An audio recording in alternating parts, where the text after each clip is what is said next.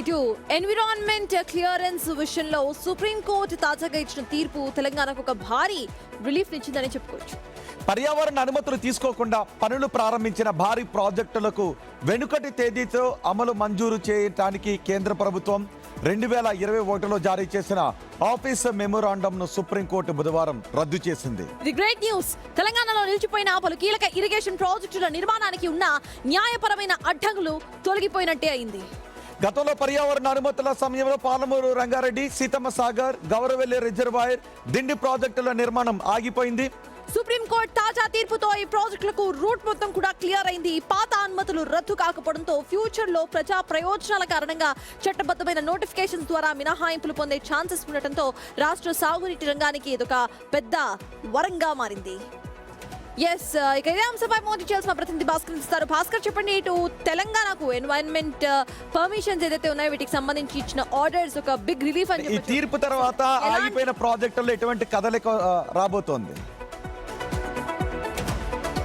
Yes Santosh and good morning Rohit. And అంటే ఒకవైపు చూసుకోవచ్చు, ఉమ్మడి ఖమ్మం జిల్లాలో అంటే భద్రాద్రి కొత్తగూడెం జిల్లాలో ఉన్నటువంటి సీతమ్మ సాగర్ ప్రాజెక్టు చాలా ప్రాధాన్యత ఉంది. అప్పుడు గతంలో 2022 సంవత్సరంలో ఈ యొక్క ప్రాజెక్టు ఎలాంటి ఎన్విరాన్మెంట్ అంటే పర్యావరణం సంబంధించినటువంటి అనుమతులు లేకుండానే ప్రాజెక్టు అంటే ఒక వన్ సైడ్ నుంచి ప్రారంభం చేసుకుంటూ వచ్చారు. దాంతో పాటుగా ఆ ప్రాజెక్టు నిర్మాణానికి పర్యావరణ అనుమతులు లేవంటూ పర్యావరణం ధ్వంసమవుతుందంటూ ఒక స్థానికులు నేషనల్ ట్రిబ్యునల్ ఆశ్రయించడం కూడా జరిగింది. ఫలితంగా ఈ ప్రాజెక్టు నానాటి నుంచి అడ్డంకి సృష్టిస్తూనే ఉంది. ఆ గత ప్రభుత్వం అట్లా పనులు కొనసాగించబోతూనే ఉంది.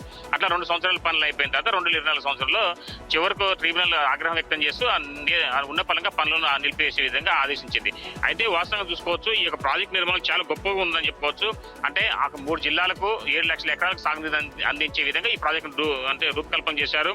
అయితే 3,481 కోట్ల రూపాయలతోటి 36.57 టీఎంసీ నీటి నిల్వ ఉంచే విధంగా 67 రేడియల్ క్లస్టర్ గేట్ల బ్యారేజ్ తో ఈ నిర్మాణం శ్రీకారం చుట్టారు. అంటే ఆ బ్యారేజ్ సమీపంలోనే విద్యుత్ ఉత్పత్తి కేంద్రం ఎన్ని తెలంగాణ సాగునీటికి సంబంధించిన ప్రాజెక్టులకు దీని ద్వారా ఒక గ్రీన్ సిగ్నల్ వచ్చిందని చెప్పొచ్చు.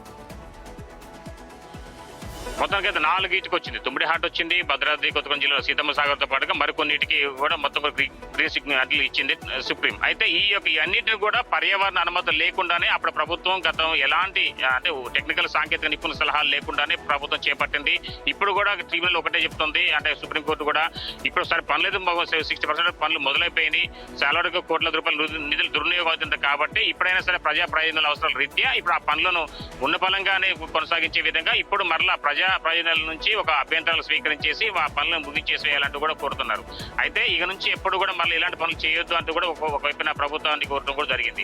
అంటే ఏ ప్రభుత్వం ఉన్నా సరే ప్రజా ప్రయోజనాల కోసం ప్రజాభిప్రాయ సేకరణ చేసిన తర్వాతనే ఇలాంటి ప్రాజెక్టులు రూపకల్పన చేయాలంటూ కూడా చెప్పడంతో ఇప్పుడు ఆ ప్రభుత్వానికి లైన్ క్లియరెన్స్ అయిందని చెప్పుకోవచ్చు. Thank you Bhaskar. మొత్తానికి ఇది తెలంగాణ సాగునీటికి ఒక పెద్ద గ్రీన్ చాలా ప్రాజెక్టులు ముందుకు వెళ్ళడానికి బిగ్ రిలీఫ్.